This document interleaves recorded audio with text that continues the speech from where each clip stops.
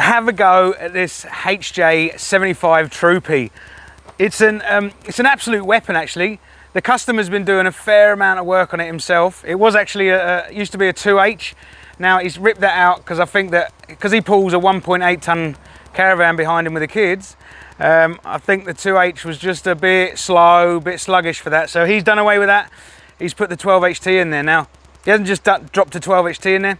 He's rebuilt it fully himself. He's also he's fabricated this massive front-mounted intercooler in there. He's a boilie, so he's done all the work himself. He's done a fairly good job in there. I'm pretty impressed with most of it. But this is an absolute vessel, mate. It's like a DP2D frigate, this thing. It's mad. Just look at it. It's just set up for touring, this thing. And we've got the ARB bull bar, King's winch under there. And now this one's running 33s on 15-inch rims. They're the Dick CPEC Muddies. Now, they're on what looks like Neg 22s, and they give this thing a real tough stance. Underneath, we got the Tough Dog suspension, and we've also got the adjustable shockies that go with them. Now, they give you a lot of options when it comes to on-road, off-road drivability and stuff like that. Other than that, the two-tone colour, I really like it. It makes it look really cool. Upstairs, we got the big basket roof rack with the light bar along the front there, and also an awning for the shade when you're touring and stuff like that. At the back, there's a mad rear bar with a single swing arm tyre carrier holding your spare out there, and that's really cool. So let's have a look inside, because this guy's a boilie and I'm really liking what he's done inside.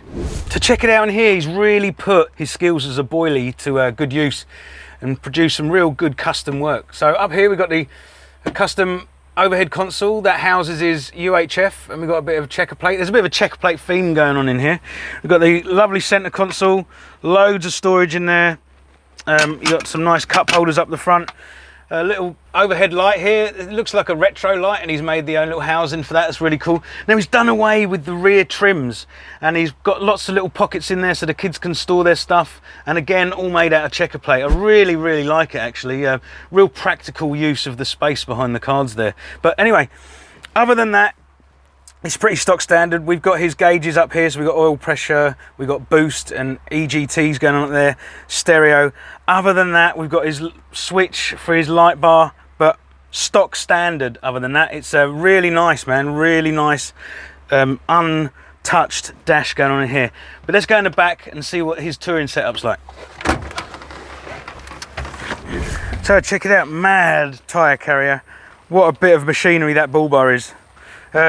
So in the back here, it's really set up for touring in here. You got the forward-facing seats for the kids, very cool, and you can see the pockets in there for them. So he's done away with all the factory trims, and we've got this again checker plate throughout. We've got masses of storage here, and also I suppose you could put your bums on there and fit more people in there if you really want when you're out on the properties and stuff. Now I really like it when you see guys having a go themselves, building stuff themselves. He's got a cool box in here. Actually looks like it was like something out of an office, and he's made it work. The batteries are all in there. He's got his solar controllers on the front here. He's obviously got an inverter in there as well, because we've got 240 plugs at the front there, some switches, and he must have onboard air as well, because we've got a little air socket here. That's very cool. He's got the wire coming in through here, but how's your father? That's from the solar panel, but other than that, very cool. We've got a few bits. Obviously, he can't get his grill back on at the front there, so he said he's going to do all of that, fabricate. He said he might do it with a metal grill and work something out. So that's all in there, ready to go. Obviously, can't go anywhere without your fridge, so we've got a fridge slide in there as well. This is a cool rig. Right, so why is it here at Mr Landcruiser? Well, we've done a heap of mechanical on it, swivel hubs, tie rod ends, but the customer rebuilt the engine himself, and he just had a little oil leak there, and so we've had to take the diesel pump off and change the oil cooler cover. Now this is a 12HT, so they are rare as hen's teeth, but they are pretty much the same as a 2H automatic cover plate, so we've used one of those instead. Now we got it all back together and it's all running perfect. Like I said, I've taken it up for a run up the coast and back, and it's running like a dream, man, now. So he's going to be really stoked with that.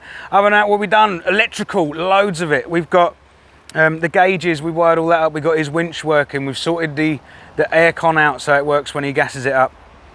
Tidied up a lot of wiring under the dash there. consolidated a lot of the wiring. His battery's been moved to the other side of the engine bay, so we've come up with a solution how to use his factory loom and plug in and not butcher it too much. So that's come up really well. I think the biggest thing for me was because he's got this custom pipe work for the intercooler. He's tried to make a shutdown flap because the 12HT starve the engine of air to shut them down, and he hasn't been able to come up with a foolproof solution for that where it cuts off enough air to shut the engine down.